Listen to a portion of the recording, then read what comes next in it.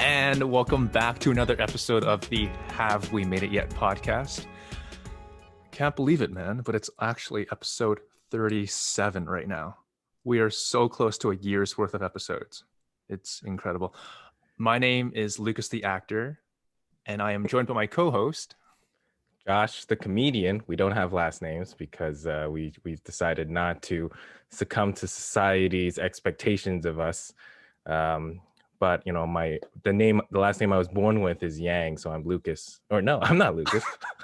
I'm Josh Yang.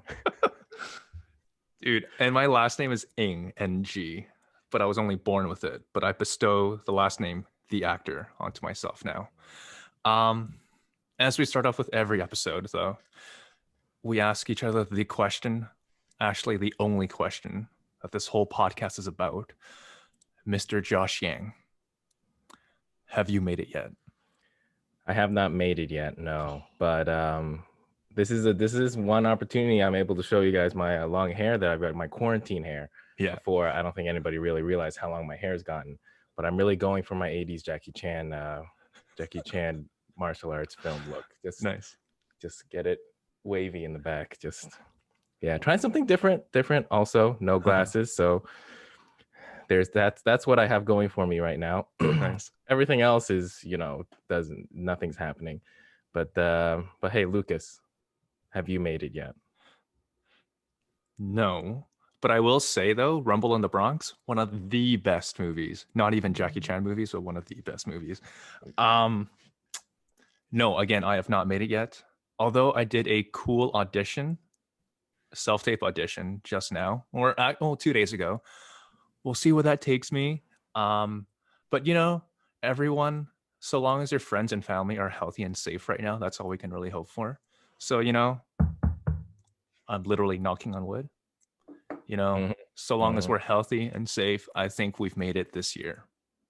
Yeah, and basically based upon what we can talk about as two creatives on this podcast, talking about the process of making it.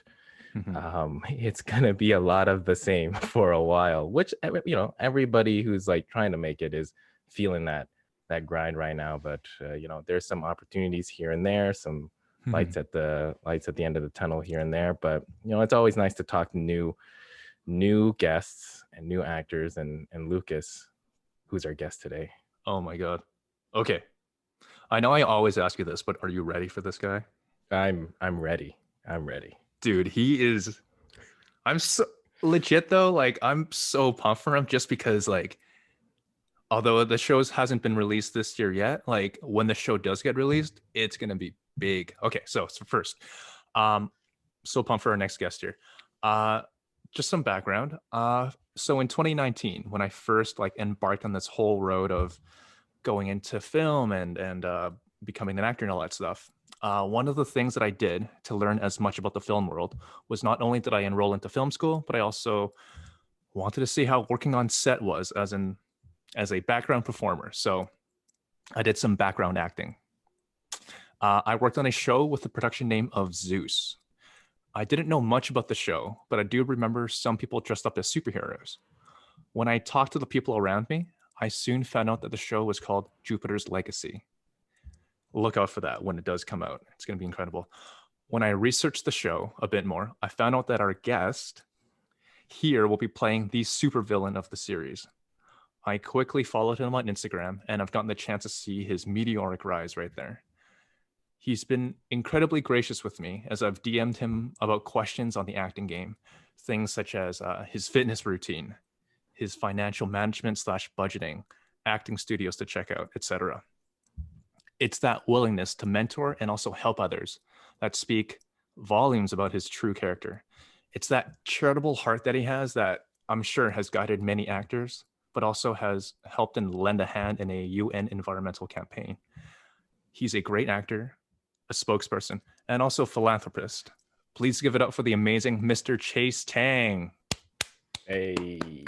Oh my God, Lucas, you are too kind. Wow, I feel like I think on my light is white. Otherwise, you would see the blushiness in me. Thank you so much for that intro. That was very, very kind. Thank you so much. Oh, no problem, man.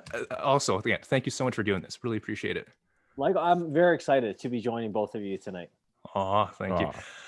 As we start off with every episode, though, Mr. Chase Tang, have you made it yet? I definitely have not made it. Oh, okay. Let's just be frank here. I Yeah. wish I made it, but no, I definitely have not made it. Awesome. As a follow-up to that, though, when you do go on this whole path of making it, what is your it in making it? I think for me, making it is, I think if we're talking about the acting game, I think it's where you get to a point where you could truly choose the roles that you want.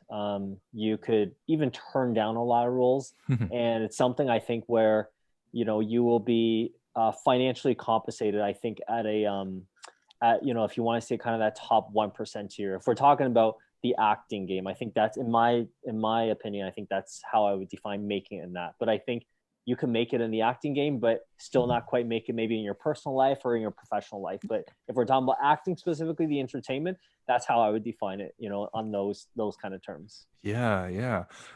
You wore many hats. Currently, still right now, you wear many hats. But prior to this, like your big foray into performing in front of others was playing hockey in Nova Scotia there.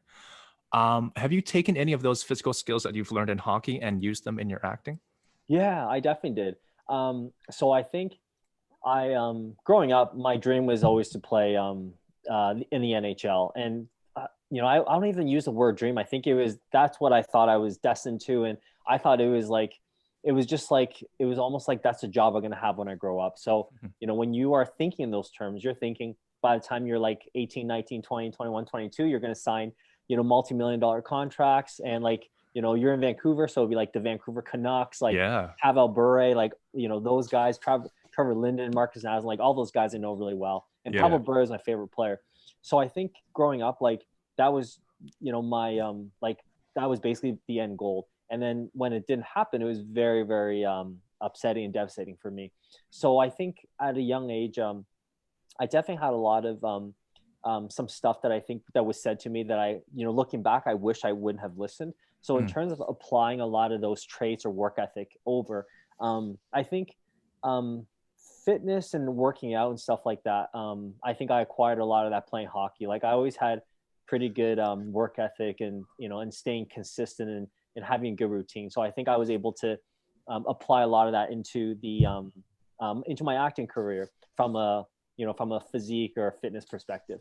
But I think the biggest thing that I kind of took from that was because I let so many people in my year playing hockey and kind of discouraged me. I think coming into the acting game, 12, 13, 14 years later, I think I've become a lot better at managing that and managing the mental game, I think. So I think those are very transferable skills that I've taken from my hockey days. Yeah, absolutely. I remember in another interview that you did that the world of acting and modeling was that seed was kind of placed into you when you would go to Taiwan on family trips and all that stuff. You did make a major pivot from, say, the corporate role that you were in previously to acting. Would you say your family has been supportive of you moving into a career as an actor?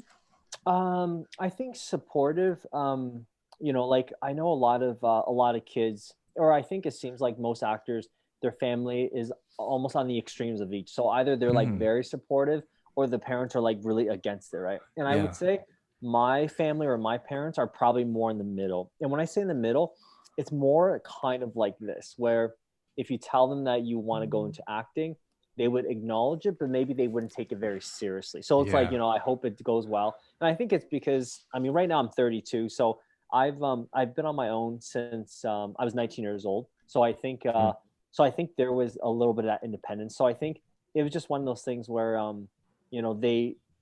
would have wished that maybe they were a little bit more kind of passionate in terms of like maybe either being super against it, be like, you're so dumb, don't go into acting, or be like, yeah, you're gonna be a next star. But I would say it was just more in the middle. It was, they weren't overly kind of passionate about it. But I think now that I'm picking up a little bit of steam in the industry, I think they're a little bit more interested. And I think it's kind of human nature when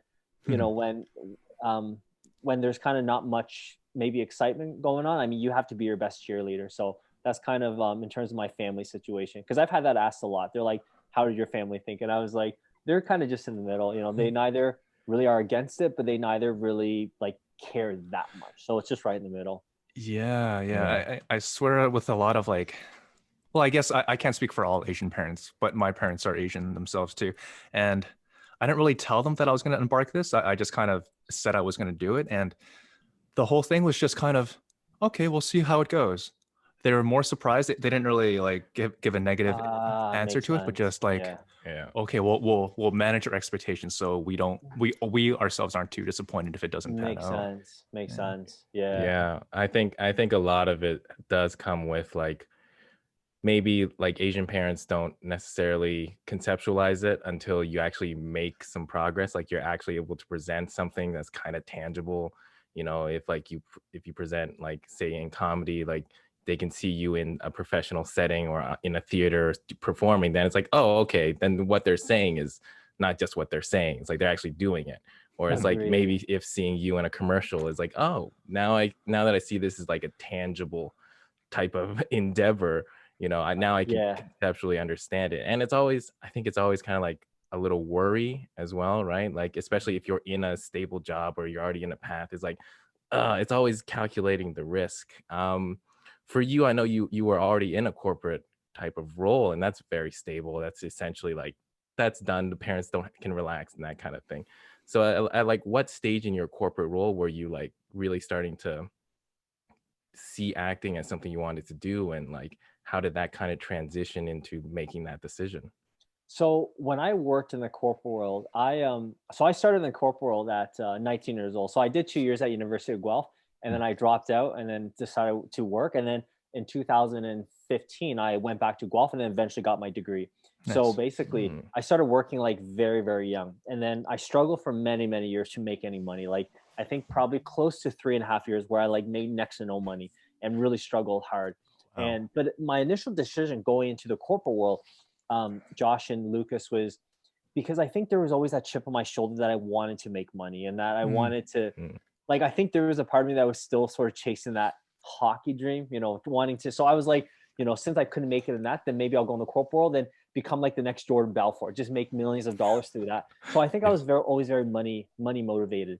And then when I didn't make money for a few years, I was very discouraged. But eventually, I was very fortunate in my early 20s, like around 23, I started to pick up some steam, and I was doing okay financially in the corporate Mm, world. And then for probably about 4 years, things were progressively getting better and better.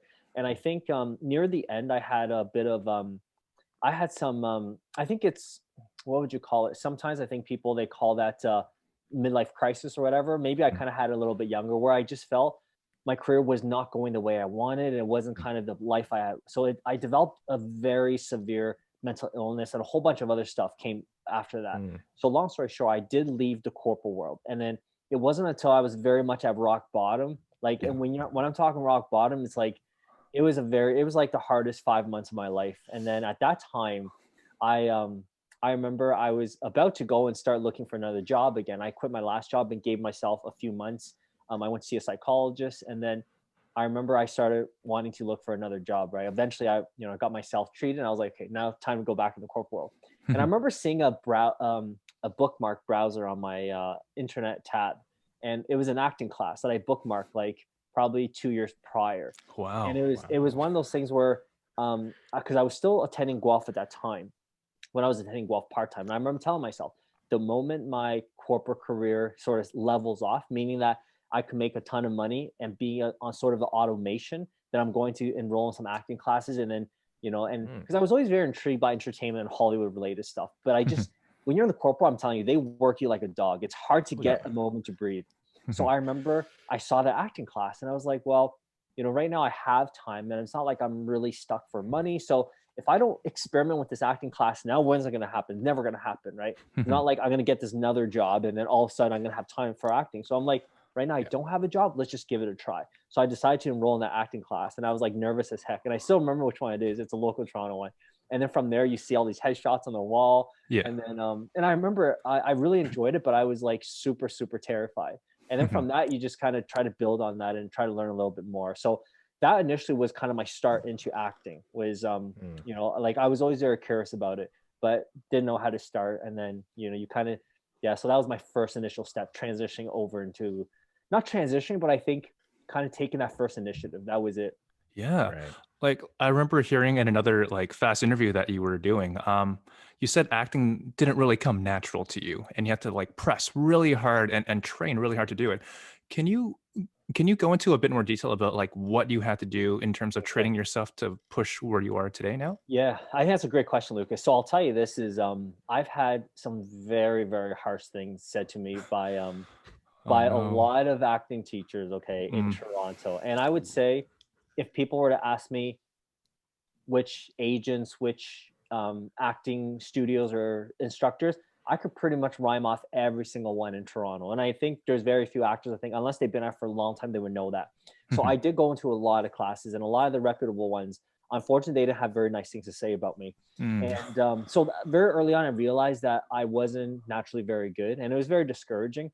And I mean, it was from even simple as just memorizing lines. Like right now, I would say I'm probably better than most actor, like even professional actors, like who have been acting for a long time and memorizing lines. But when mm, I first started, like that mm, first 2 years, I didn't know how to even do the basics like that, and I struggled very hard. And then in classes, when you have like not very nice things said to you by some pretty prominent teachers, yeah. it kind of hits you pretty hard.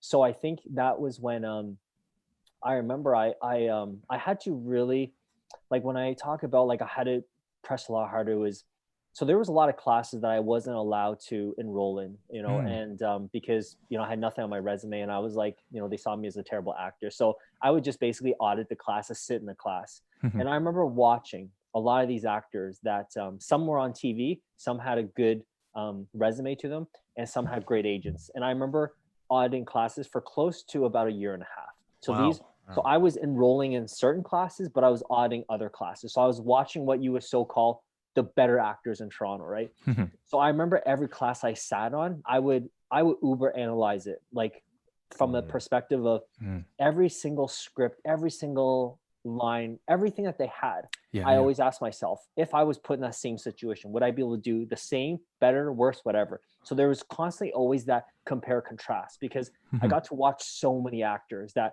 in these classes that I wasn't allowed to. mhm, And then a lot of times I would actually just go home and find their exact script, Google it, and then just try to rework it at home, like self-tape myself nice. just for fun.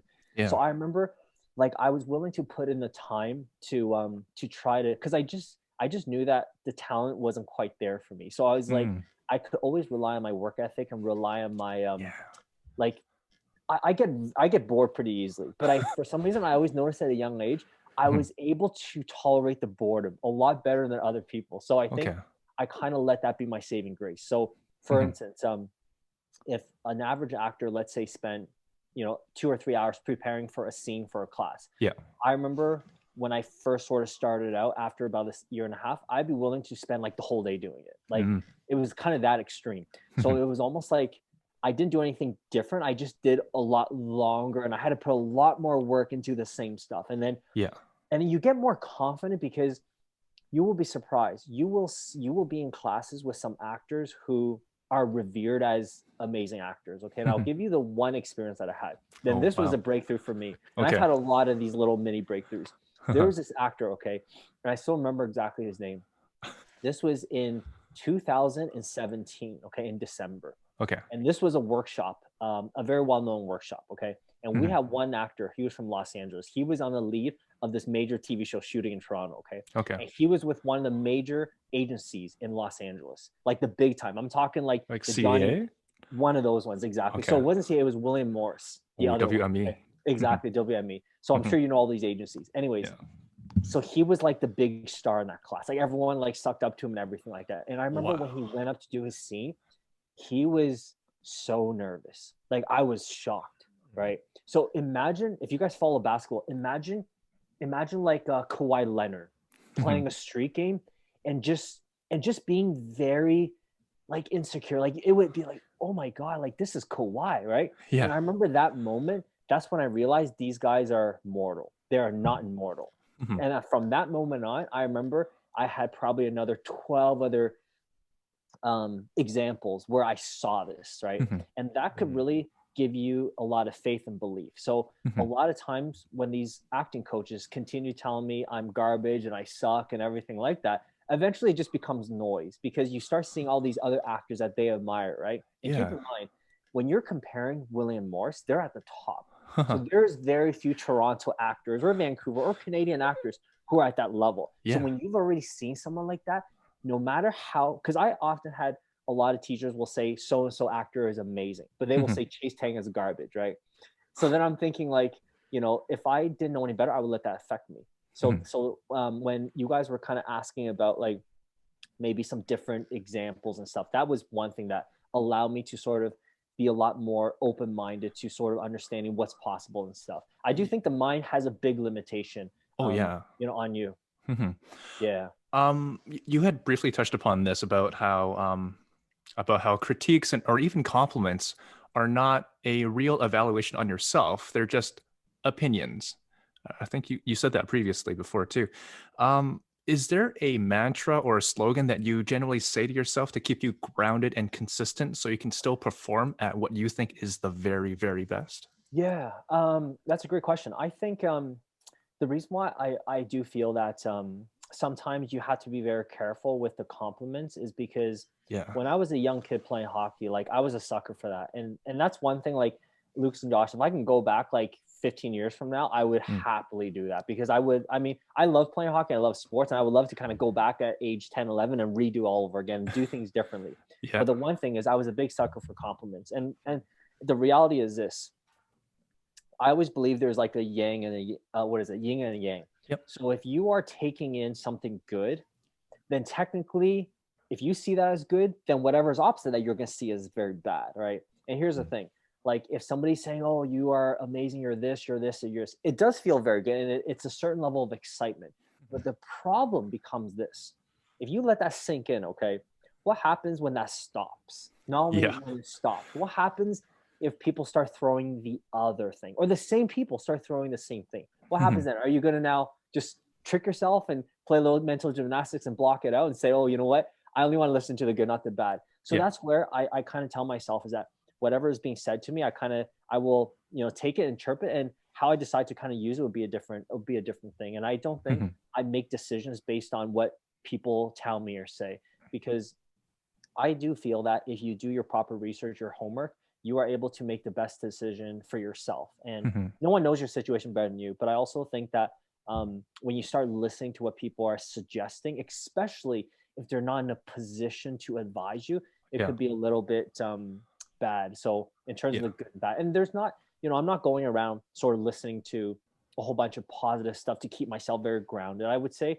I do know some people that do that. And I think when you are doing that, you're, how would I say it? Whatever you are doing is probably too painful to, I'll give you an example. Like, I know some people who are working a job, right? And every day they got to motivate themselves. Like, they're like, yeah, don't quit, don't quit, don't quit, don't quit, don't quit, right?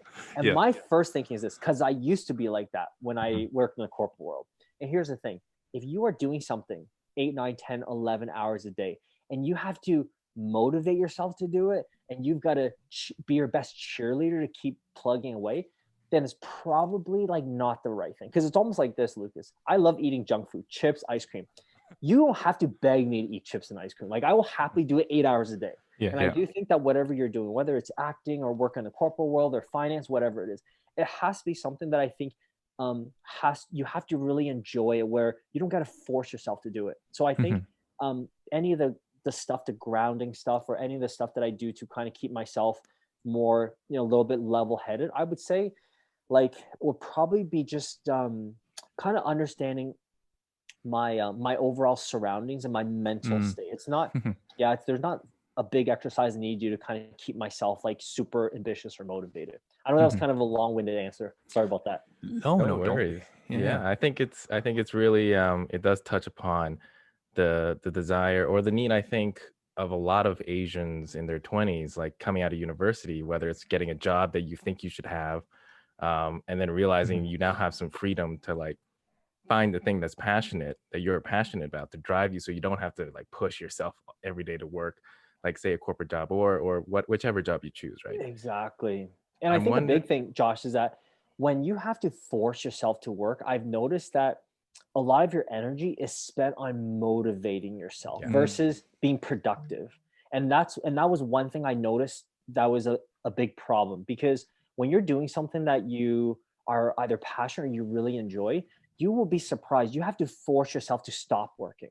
And that's when you are able to work at 12 hours, a day, or 16 or whatever, and you don't feel tired. But when it's something you don't like, I'm telling you, you got to be listening to like those cinematic, epic, super like, saving the world kind of music to just motivate yourself to work 4, 5, 6 hours a day. And that's when there's a lot of inefficiency in the way you do things. So I think when you're saying about those young, whether it's Asian people or whatever coming up, that's a big problem, is when you're kind of doing things either for your family or for other people, and you're doing something you don't enjoy, and you've got to like, it's a constant grind. Every day is a grind. You're like, is it ever going to get better? And if it's something you don't enjoy, it's hard to get better. That's in my opinion. If it's something you really, really don't enjoy, but if something you like, you will find a way and make it all work. I absolutely agree. And like, I guess since we're talking about like that kind of passion and that drive, I'm wondering, based upon your experience since you started and like you've done a couple commercials, some shows now, I'm wondering, what have you found is the thing that you like the most about that experience, and like what drives you to make you want to get more shows, bigger films? Yeah, great question. I'll tell you one thing, Josh, that and Lucas, I appreciate you touching up on the background when that you were on Zeus. That's amazing that you were on that. Yeah, we didn't, our paths didn't cross at that time. I know. So speaking of background, my first ever background job, okay, my first ever non-union was in Hamilton, non-union, okay, and I probably did more background work from 2016 and 2018 than I would say probably 2016 until the end of 2017. I did more background those 2 years than I think I almost want to say than every single actor in Toronto, because I did a lot. So you have to keep in mind, every single TV show, that was shooting in Toronto, I've seen the sets, I've seen the crew, I've seen the whole process, okay? So my first ever union one was on Suits. Oh, cool. Right? Suits with Harvey Specter and all those guys. Nice. And I remember I was a huge fan of Suits. So I remember when I did the background, I enjoyed it so much that I remember I packed all my food and I packed everything, because I thought I was gonna, because people tell me that background is like torture, right? And I remember like, they're like, oh, it's long hours. So I packed my food as if it's military. Like I packed a whole bunch of smoothies and I went to set. I was like, I don't care. They could work me 24 hours, 40 hours, I'll endure it. And I remember after 6 hours, they brought out food, right? And I'm like, obviously it's not for me. That's for Harvey Specter and everyone else, right? And during the whole thing, I remember when I saw Harvey Specter, the lead on it, I was like, oh my God, like it's like a god. Because you see this guy on TV for 5, 6 years, and all of a sudden you see him like face to face. You do crosses in the background. I was like, this is crazy. So number one, I would have done background for free. That's for one, okay? Number two, when they brought out food, I was like, okay, don't kid yourself, Chase. Like that food's not for you. And then after, when all the leads ate, and they say, all right, now everyone else can go. And I remember checking, I was like, are you sure? So I remember from that moment on, okay, keep in mind, Lucas and Josh, I was willing to do background for free. And I was prepared to starve for like 14 hours. Like if they fed me, that was a bonus. So think about this. When you're in background, all you hear are people complaining. You hear people like, oh my God, they're not going to wrap us yet. We got another 6 more hours. Like I hear all this, right? I'm like, you guys are crazy. I would do this for free. Like, and it was that moment when I realized that I enjoy the industry a lot more than everybody else. And that was when I realized that I was willing to do a lot more, because when you like it. So that was the turning point when I realized that like, I was very passionate, and like, it was something I enjoy. Like, I was like, oh my, like, think about it. I was willing to do it for free, and they were going to pay me. And when I became ACTRA, they paid you $25 an hour. I'm like, oh my God, I'm like stealing money. Yeah. And then when they give you food, sometimes like they give you really expensive I mean, Lucas, if you've done background, you know the quality of food on set. Oh yeah. And then craft services. Oh yeah. Oh my God. And I start bringing Tupperware and then like save on grocery bills. I'm like, oh my God, this is like heaven, right? So when I finally gave up on background, it's because I got a principal agent. And then I realized that I couldn't do background, but I was very upset because I really enjoyed background. So that was when I realized I really enjoyed the industry, was that moment, Josh. Nice. Yeah. That's a pretty good story, because we don't hear that much about, I guess, the specific background experience, because I guess it does vary. But I mean, it's great to hear you say that, because like, I'm thinking when you say you do it for free, the mere fact that you're getting paid is extra. I think that is a lot of what it comes to kind of the creative industry, is like you get so much fulfillment from the actual work. Yep. Like comedians who start off in the beginning, they'll work in the club for free, be doormans, just to be near the action and all of that. Exactly. Being near the action. You're like, oh my God, this is Kiefer Sutherland, or this is Catherine McNaught. And I mean, if Lucas, if you were been in Toronto for the last 6 years, if you've done background, I'll tell you this, like there's like no show, no nothing I don't know. Because I was the biggest background addict that I think Toronto has ever seen. So every single Wow. background agent, I was on their roster. And I was so fast on those emails. When they do availability check, Yeah. I'm like, yep, available.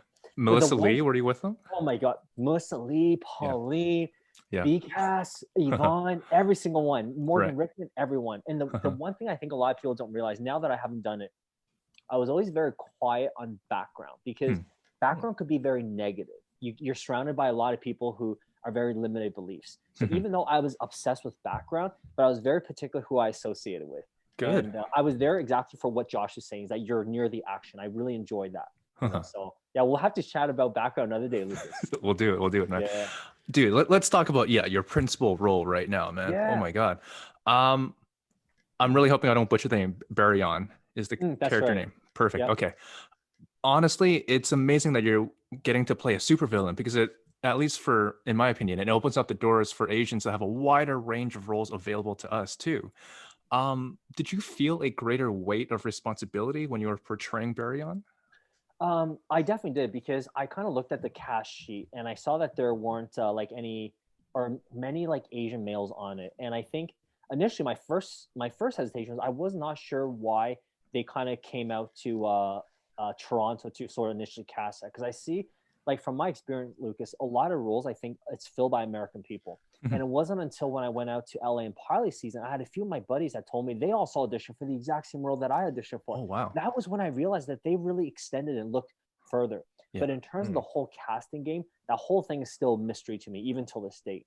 So in terms of the expectation and a certain weight, I think how would I say it? Like, I felt I was very privileged and very fortunate to be given an opportunity. And I also felt that I remember during the fitting and during the rehearsals, everything, I remember telling myself that I wanted to put in twice the amount of work and dedication and commitment versus everybody else. So I think it was just a situation where, because I was given that opportunity and I just wanted to really, so it wasn't so much that I felt like now there was a lot of eyes on me, but it was more the fact that I wanted to really show them that like I wasn't going to slack off on the effort. So I kind of went a lot more intense with everything. Like I remember, leading up to the shoot and rehearsals, like I made sure my diet, my training, my everything. And like, I was super up to date with everything. I was just kind of very, very ready. So, but I don't think I didn't really feel there was a big weight, because, I think as an actor, you always wait for an opportunity where you are able to get a little bit of buzz or a little bit of clout. And I think it was something I was very grateful for and beyond excited for. So I think there is very little sort of that nervous energy, if you want. Instead, it was just like, it was almost like your favorite movie, you're about to watch it. And then leading up to it, you're so excited. It was more that for many, many months, I would say, that excitement. Definitely. And I'm sure that kind of confidence also came with the amount of preparation that you put into the role too, in terms of research and also getting your physical body all ready for it. Can you go into, we talked about this briefly on like DMs and everything like that, but can you go into a little detail about how you keep your body prepared and ready and mentally ready for these action-oriented scenes? Yeah. So I knew very early on, Lucas, is that like when I first started in acting, like you just try to book anything, right? Like, because you're just getting booked, getting auditions is so difficult. And so obviously I wanted to play roles where I could be potentially a lead or have a bigger role and stuff. And if I could have played like a generic person, I would love to do that. But I just felt that whether it's because of my look, whatever, maybe it was a little bit harder to kind of get that. So at that time, I realized, if I want to give myself the best chance to succeed, I have to really have my aesthetics be a little bit more different and maybe stand out in a perspective where, like, if you look at a lot of Asian actors sort of within my ethnicity, that I could kind of stand out, whether it was for the good or for the bad, but maybe a little different. So in terms of my routine, very early on, Lucas, I realized that auditions and production and shooting took place usually a Monday to Friday schedule. Okay. Yeah. And I think that's a lot of things that a lot of people don't realize, is that usually on the weekends, it's like just any 9 to 5 job. So regarding my physique, I used to be a lot heavier, and I was able to trim down and maintain it for the last 4.5 years, is because I kind of give myself that breather room over the weekend. Like I know a lot of actors who they get really fit and then they can't maintain it. They maybe are fit for a month or two and they can't maintain. And I've been able to maintain it for so long. I think is because strategically I understand the shooting schedule. So my thinking is this: as long as I am camera ready from Monday to Thursday, then I could take a day off or cheat or eat like my butt off and down ice cream and chips and pizzas and cheese, on a Friday, Saturday, and Sunday. And then that would keep me very happy. And then I just got to make sure by Sunday evening I start kind of getting myself back in again and then get myself audition, or I guess camera ready and stuff. And just like I said, for me, I just felt to have a certain physique or a certain look gave myself the best chance to succeed or potentially book something. My thinking was, like I think because I studied the way, like, how would I say it, like models and fitness, like bodybuilders would prepare for their shows and stuff. And it wasn't like I was trying to look like a model or trying to look like a, like a bodybuilder or anything, but it was more the fact that I wanted to stand out the best way that I could. And whether, like I said, whether that's good or bad, I just felt like I kind of, because I look at when I was in Los Angeles in 2017, I remember there's like hundreds of people that look like me, right? And even in Toronto, there's a lot. So I was kind of thinking, what is the best way that I could just look different? So that was kind of my thinking. I was like, what if I make my physique very particular and whatever? And so I kind of took a lot of these methods of models and bodybuilders and try to perfect it into making it my own. Oh, that's beautiful, man. I never, okay. I always thought it was such a different kind of craft between being a model and being an actor. But yes, there are a lot of similarities that we can take from each other's craft and make ourselves better. On that note, though, we talked about physical health. I also want to briefly touch about mental health too with you. I remember also you had talked about how you, before when you were playing hockey and how those dreams didn't pan out, that took a really hit on your self-worth because you had placed so much of your identity on that sport there. Relaying that to acting, is there anything that you can say to prepare actors for whatever mental health challenges that they may face and how they can work through them and eventually hopefully overcome them? Yeah, I think, Lucas, great question. I think the biggest thing is I like to use the word like attachment, because I know a lot of actors, okay, who, because how would I say, you always want to kind of either analyze or look at the people who came before you. And I have a lot of friends and even people that I wouldn't say I look up to, but I follow their careers and I see that maybe they came off of a big show or a big movie, whatever it is. Yeah. And maybe they've gone cold for 6 months. Maybe they've gone cold for a year. Maybe sometimes they've gone cold for a very long time. And I feel that could really take a toll on somebody mentally because it's almost like you're on a high and then all of a sudden you kind of go. And I think in the entertainment as an actor, as a performer, it's such a challenge to keep yourself kind of constantly up. Like, cause you always, like, it's almost like just, cause movies come and go, shows come and go. Yeah. So the one thing I always told myself to keep myself, mentally at peace is I remember when I see a lot of my actor friends who they came off shows and then I could see that you can kind of just sense that their confidence is kind of going down as the show is going out and stuff. And I'm like, because here's the thing, booking roles is so hard and getting shows picked up is even harder. And not only that, getting shows to be picked up and for it to be renewed for second season, third season, fourth season, and then is already very difficult. So if you're putting your mental well-being on sort of the success of your career and everything, it's a very big gamble because the acting game, I could write a book, Lucas and on Josh, and on 1,000 reasons why actors will fail. Like there's just so many things that are against us. So I think one of the big things that I think I do differently is I think on surface, people might think that, Chase sees himself as just an actor standalone, right? But I kind of look at it as, acting is one portion, but I wouldn't necessarily say I identify with it the same way that I used to identify with hockey. Okay. So I'll give you an example. There's a lot of people that know me not as the actor. They know me in a different context. And then eventually they realize, oh, Chase is an actor. Because there's some people that know me just as the fitness expert. They're like, oh, this guy's be overweight. Now he lost weight. And they're like, oh, I didn't even know he was, on Netflix and an actor, right? So that's where I try not to identify with one thing because it becomes a bit of a dangerous mental game, especially if it doesn't go well. And the thing is, there's too many things in our professional life, Lucas and Josh, that won't go well. And if you Mhm. put your mental well-being, which is like so sacred, on the outcome of your professional, if you want to say, I don't want to use the word professional worth, but your professional outcome, Mhm. it becomes like, if it doesn't go well, then you're not going to be happy. So that's Yeah. why I really separate the two. And for me, my overall mental health and everything, I think, keeps balance, because Yeah. I just, every day I do my very, very best, and I try and make the most of every day. And Mhm. whether the outcome is good or it's bad, I just tell myself, if I went to sleep that day and I didn't waste any time, then it's a good day, whether outcome good or bad. Like, that's Yeah. the way I look at it. Very, very simple. Nice. So on the mental health side, yeah. Love it, man. I love it. That's Oh, awesome. thank you. Yeah. Josh, did you have that last question you want to put out there? Oh, yes. Yeah, well, I mean, since we're coming towards the end, usually, like, since we talk off the top, asking our guests, have you made it yet? And then towards the end, we're like, now that we understand, like, we go in cold, so we kind of like want to get that out there, and then we digest a little bit more of our guests. Now that we've gone through and we got to know you a bit more, I'm wondering, as we're waiting for, say, like Jupiter Ascending to come out, and like future projects, like where you are currently at, how do you view what your new, say, goal or expectation is towards making it? Because it's definitely going to be different from when you started, right?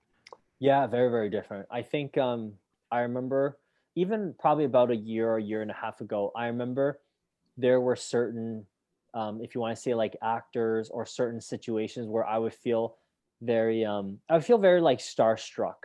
And I think I've been very fortunate when I was in Taiwan, and even when I spent some time in Hollywood during pilot season, I realized that, like, it was kind of like about a year and a half ago, I kind of thought, if I could, let's say, rub shoulders with certain celebrities or whatever, I was like, yeah, that means I've made it. That means somehow, like, my farts don't stink and my poo don't stink. Like, it was kind of that mindset. But then Yeah. I've realized that after you've had a chance to sort of, let's say, meet these people or had a conversation, you realize your life, like, doesn't change, right?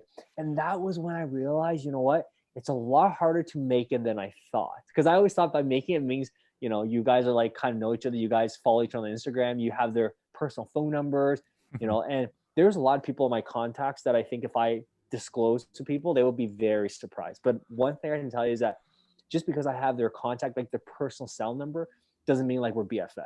So that's why I think right now, if you ask me this, Josh, like a year and a half ago, I'd be like, yep, if I can meet so and so and so, that means I've made it. That means I'm in that upper tier of like celebrityism, right? But I think right now my definition really still making. I think you've got to get to the point where, like you said, you really, like, you're at the level of a Tom Cruise or a Brad Pitt, or Johnny Depp, where you are truly choosing your roles and you are turning down stuff. And the biggest box office stuff, you are like the first few names they go to. And auditions don't really happen in your world. It's meetings. Yeah. It's what you would do, like a cold read. That's what an audition is for a Brad Pitt or Nicolas Cage. Like, these guys are meeting directors and they're having reads to see if it's suitable. In my opinion, that's what I think making it is. So if I can get to that point, then I would say, Josh Lucas, I've made it. But I don't even know if I'll ever get to that point in this lifetime. Maybe if I live to age 200, I might be able to. But at the stage I'm going at, I don't know if I'll be able to officially make it. Well, I mean, at age 200 and you're still jacked, I feel like either way, you would have made it. You would have made it to like the pinnacle of the human race, 200 years old and jacked. You're so that's kind. what it Thank is. you. Thank you so much, Josh. We're all rooting for you, Chase. Honestly, man. All the best to you, man. You're going to kill it. It's going to be amazing. Thank you so much, Lucas. Yeah, it's been honestly amazing. Like, keep in touch with you. Like, you're super passionate, and I think your passion will take you very far. And I think there's very few people, because even when we first connected, I think probably 8-9 months ago, like, I always kind of keep tabs on the people that I think are very consistent. And I know that you were like one of the ones that was plugging away really hard and like just being very, very like, because I see a lot of people who kind of, they will phase in and out and stuff, but you were very consistent. And like, I always kind of saw you around everywhere. And I was like, this guy, he'll definitely he'll catch a nice break, and once he does, he definitely won't let the steam go. So I have no doubt you'll do very well. Dude, all of us, man. We're gonna do big things, man. We're gonna do big Thank things. you so much. Thank you. Let's go to word association with Let's this. do it. Yes. Awesome, absolutely. man. So at the end of just to give our new viewers or viewers a rehash, but at the end of all of our podcasts, once we've got to know everybody, there's a lot of things, a lot of ideas going on in our heads. So we play a little game with our guests. It's word association game. I'll have 10 words. Lucas will have 10 words. And basically we ask our guests to clear their minds and then just take each word, and then whichever word we say, what the first thing that comes to mind, just say it, or the first word, the first idea, the first image. Yeah. So great. So how about this? I'll start with the 10 words, and Lucas, you got the last 10 words? Bingo. Brilliant. Okay, so Chase, clear your mind, go into a Zen state, let all your worldly possessions go. No. Anyways, but yeah, clear your mind. And their first word is family.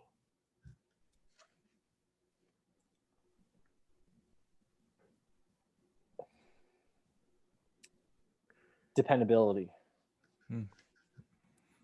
Pineapple. Sour.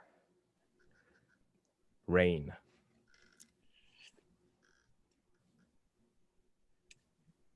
Washing of the car. Nice. This is a cheap way of washing the car. Yeah. Okay. Alone. Productivity. Motivation.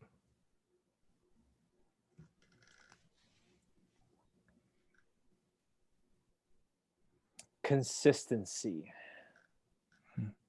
Kumquat. I don't even know what that means. I'm not as smart as you guys. No worries. It's a fruit that sounds funny, but it's like that's the only reason I put it in there. Next word. Mountain.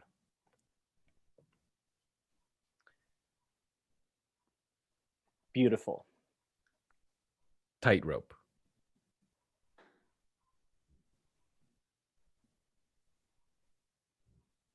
Agility.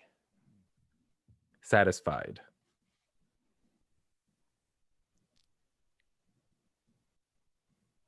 Every single day.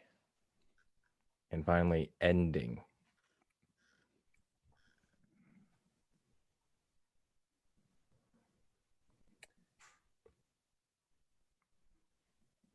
Peaceful. Nice. So, we got there.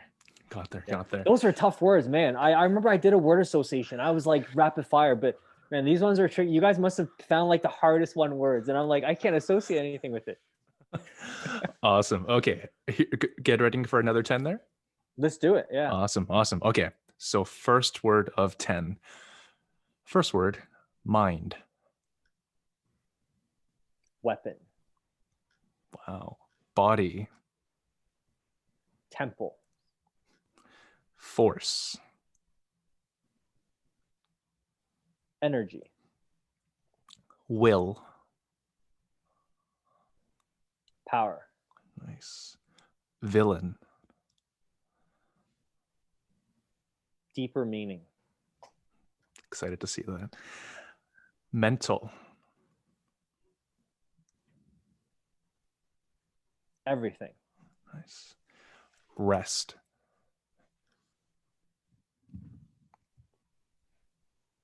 Important. Reset. Very important. Nice. Strive.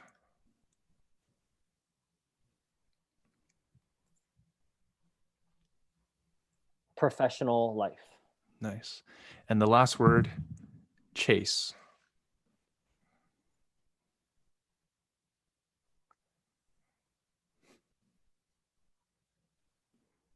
Efficient. Hey, there we are. Give it up for Mr. Chase Tang.